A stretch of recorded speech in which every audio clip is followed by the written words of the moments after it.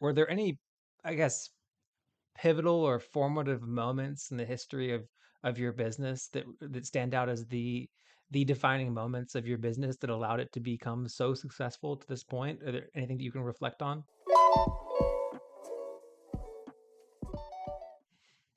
Yeah, I think if I really had to go back to it, it was around about 3 or 4 years into the business, and I started charging our management fees in a way that's different than what you normally find in our industry. Most people in our industry charge usually 1% of the assets per year to manage the accounts. That's kind of the standard fee schedule.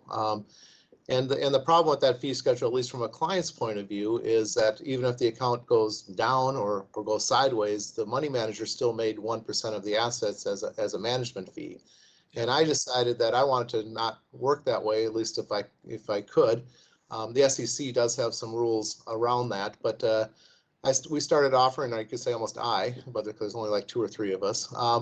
But I started offering a fee schedule that was based on 10% of the profits of the client's accounts billed once a year. So doing that around 1991, early in my career, I found a lot of clients that, hey, I'd like to find a money manager that only gets paid when he makes me money, and that was kind of a defining moment. And it's a real hard business move. I mean, if Yeah. you have a larger organization, you can't go a year or two without any revenues often, which could happen if you have a down year or two, Yeah. which you will have. But again, doing it, starting off fresh like that and starting off small and thinking along those lines, I was able to carry that through, and we still carry that through to this day. By far the vast majority of our clients have hired us under that kind of a fee schedule.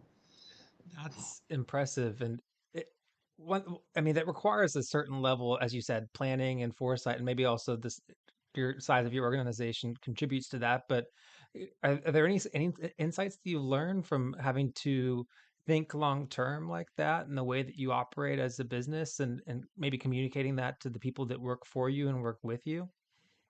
Yeah, you do need to keep it relatively lean and mean, just so Yeah. that if you do have a down year, and you do have to make sure that you have, reserves set aside, just like any retired person would do, and have reserves set aside for living expenses. We had to have reserves set aside for, let's say, operating expenses of the business.